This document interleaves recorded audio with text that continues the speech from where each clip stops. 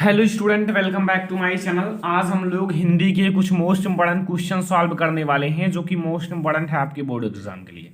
बहुत सारे क्वेश्चन हैं तो वीडियो को लास्ट तक देखना है। वीडियो पसंद आए वीडियो को लाइक भी करना है, शेयर भी करना है, अपने चैनल को सब्सक्राइब भी करना है। तो चलिए शुरू करते हैं आज के इस वीडियो को। देखो बहुत सारे क्वेश्चन हैं तो वीडियो को लास्ट तक देखना, मैं आपको हर एक चीज समझाऊंगा। ठीक है, आपको वीडियो पसंद भी आएगा। ठीक है, तो वीडियो को लास्ट तक देखना। देखो पहला प्रश्न है, रीति काल के दो प्रमुख कवियों तथा उनकी रचनाओं के नाम लिखिए।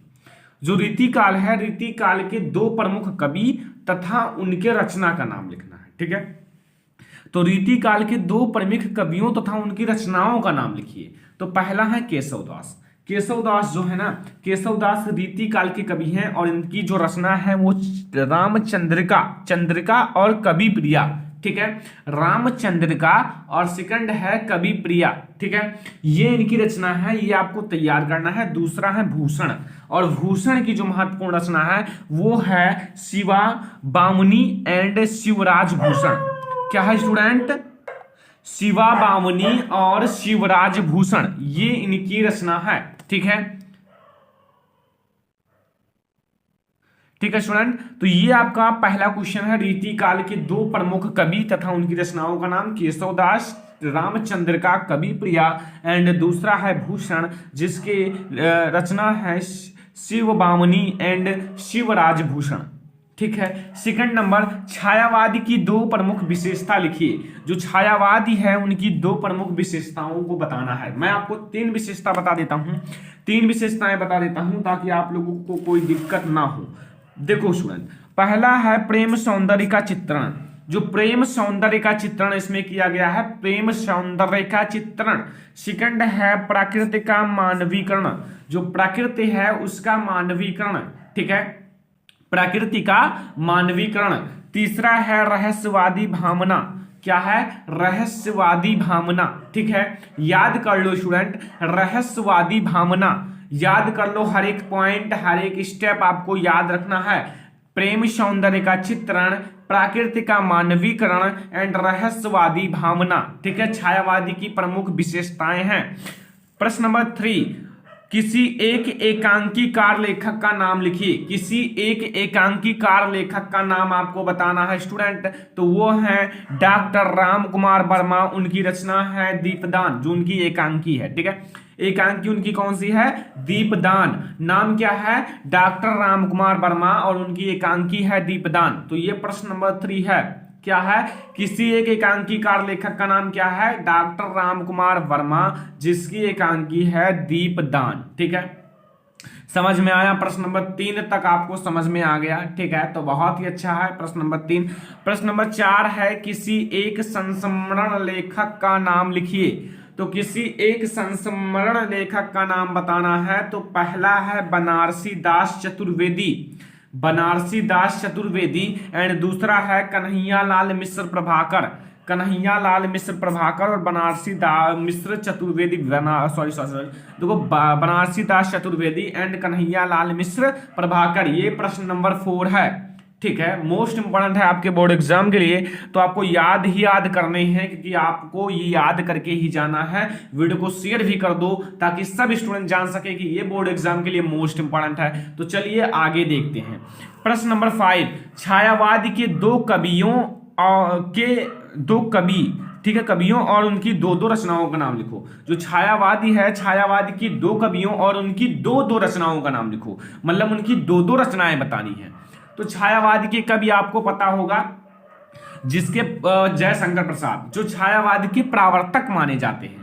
ठीक है, छायावादी के प्रावर्तक यानी कि जन्मदाता। ठीक है, तो जयशंकर प्रसाद छायावादी के कवि हैं जिनकी दो रचना, नंबर 1 कामायनी और नंबर 2 आंसू, ये इनकी रचनाएं हैं।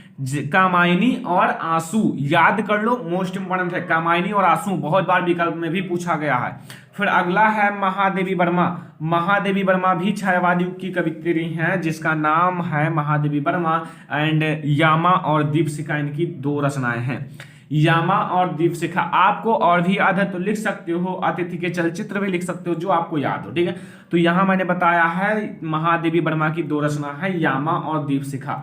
तो ये प्रश्न नंबर 5 तक आपको कंप्लीट करना है। ठीक है, प्रश्न नंबर 5 तक कंप्लीट कर देना है। प्रश्न नंबर 6 आपके सामने आ रहा है यो। प्रश्न नंबर 6 आप देख सकते हो स्टूडेंट। देखो स्टूडेंट, प्रश्न नंबर 6, शेखर एक जीवनी किस विधा की रचना है? शेखर एक जीवनी किस विधा की रचना है? क्या नाम है? शेखर एक जीवनी किस विधा की रचना है? शेखर एक जीवनी उपन्यास विधा की रचना है। यहां आप लोग देख लो, ये भैया विधा भी कभी कभी पूछ लेता है, तो याद रखना शेखर एक जीवनी उपन्यास विधा की रचना है। किसकी विधा की रचना है? उपन्यास विधा की रचना है। शेखर एक जीवनी उपन्यास विधा की रचना है। अब आपसे कोई पूछे तो बता देना, ठीक है। प्रश्न नंबर 7, कलम का सिपाही के रचनाकार का नाम लिखिए। कलम का सिपाही के रचनाकार का नाम लिखिए, ठीक है। अभी मैं आपको एक क्वेश्चन मैं बताऊंगा, ये 10 है लेकिन एक क्वेश्चन मैं बताऊंगा जो मोस्ट इंपॉर्टेंट है, ठीक है। लेकिन वीडियो को लास्ट तक देखना, तब आपको समझ में आने वाला है, ठीक है। तो कलम का सिपाही के रचनाकार कौन है? कलम के सिपाही के रचनाकार हैं अमृत राय। कौन है? अमृत राय। तो कलम के सिपाही के रचनाकार आपको याद रखना है अमृत राय। प्रश्न नंबर 8, मैला आंचल किस रचनाकार की रचना है? जो मैला आंचल है वो किस रचनाकार की रचना है? जिन्हें रचना की है मैला आंचल की, उसका क्या नाम है? तो मैला आंचल जो है फणीश्वर नाथ रेणु की रचना है। किसकी है? फणीश्वर नाथ रेणु, जो मैं अगले वीडियो में बताया था आप लोगों को महत्वपूर्ण रचना तथा उनके लेखक का नाम जब मैं बता रहा था, तो आई होप कि मैंने उसमें आपको बताया था, ठीक है।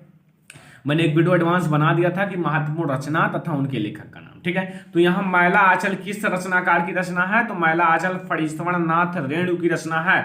अगला प्रश्न नंबर 9, जयशंकर प्रसाद के किसी एक नाटक का नाम लिखिए। तो जयशंकर प्रसाद के मैं आपको 2 नाटक बता देता हूं ताकि आपको कोई भी दिक्कत ना हो।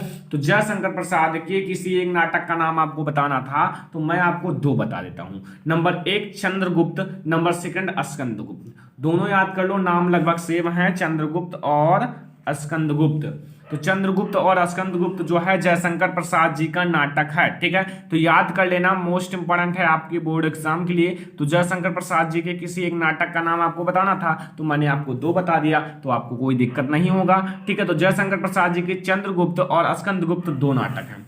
यहां आपको मैं चार कृतियां बताने वाला हूं प्रेमचंद्र शुक्ल जी के, सॉरी प्रेमचंद्र जी का, ठीक है। तो प्रेमचंद्र जी की 4 कृतियां जो कि मोस्ट फेमस कृतियां हैं, जो आपको याद ही कर लेना चाहिए। तो आपको चारों में बताने वाला हूं, तो आपके सामने भी आ चुका है, ठीक है।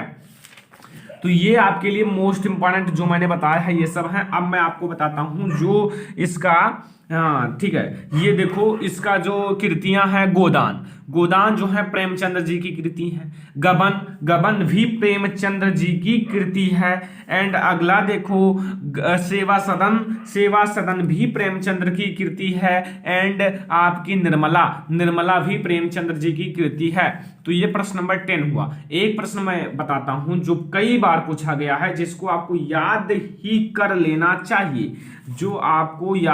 लेना चाहिए, बहुत ही इंपॉर्टेंट है, जो मैं यहां जोड़ देता हूं। प्रश्न नंबर 11 कनेक्ट, देखो बहुत इंपॉर्टेंट है, ठीक है। देखो मैं आपको बताता हूं, ठीक है, हाँ यही है, ठीक है, यही बताते हैं। प्रगतिवादी युग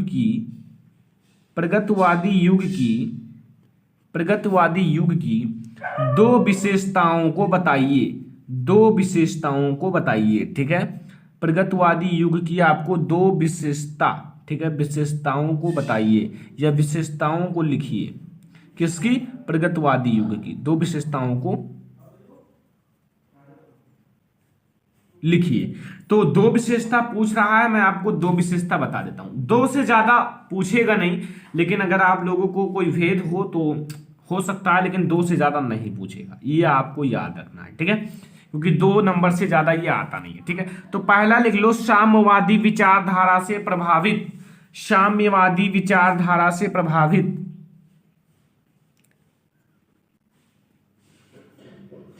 साम्यवादी विचारधारा से प्रभावित, साम्यवादी विचारधारा से प्रभावित, ये आपका फर्स्ट है। एंड सेकंड आप लोगों को याद रखना है। चलो फिर सेकंड भी मैं आपको बता देता हूं। देखो सेकंड आप लोग याद कर लो, देखो छोटा मैं बता देता हूं, छंदों के बंधन की उपेक्षा, ठीक है, छंदों के बंधन की उपेक्षा, ये सेकंड है। अब आप लोग कहो तो चलो एक और बता देता हूं, कोई दिक्कत नहीं है, ठीक है। एक और लिख लो या फिर चलो बहुत बड़ा है तो मैं बता देता हूं, ठीक है। कला को कला के लिए ना मानकर कला जीवन के लिए का सिद्धांत अपनाया गया, ठीक है। लिख दें, आपको दिक्कत होगा ना, ठीक है, लिख देते हैं। कला को कला के लिए, कला को कला के लिए ना मानकर, जैसे कला को कला नहीं माना गया, कला को कला ना मानकर कला जीवन, जो कला जीवन के लिए, कला जीवन के के लिए, कला जीवन के लिए, कला जीवन के लिए, कला को कला ना मानकर कला जीवन के लिए अपनाया गया, ठीक है। का सिद्धांत अपनाया गया, का सिद्धांत अपनाया गया, अपनाया गया। तो स्टूडेंट ये था हमारा हिंदी का मोस्ट इंपोर्टेंट क्वेश्चन। अगर वीडियो पसंद आया हो वीडियो को लाइक कीजिए, शेयर कीजिए अपने फ्रेंड्स के साथ। चैनल पर नए आए हो तो सब्सक्राइब करने के बाद बेल आइकन को प्रेस कर दीजिए। और अगर आपको आगे और भी वीडियो चाहिए तो कमेंट बॉक्स में बताना। वीडियोज को जितना लाइक करोगे उतने अच्छे वीडियोज मैं प्रोवाइड करने वाला हूँ। वीडियो को शेयर भी कर दिया करो फ्रेंड्स के साथ। और चैनल पर नए आए हूँ तो पहले सब्सक्राइब कर लिया करो स्टूडेंट, फिर कमेंट कर दिया करो। मैं आप लोगों को उस टॉपिक पर वीडियो बना दूंगा जिस टॉपिक में आपको दिक्कत हो। तो स्टूडेंट फिलहाल इस वीडियो में इतना ही, तब तक के लिए धन्यवाद।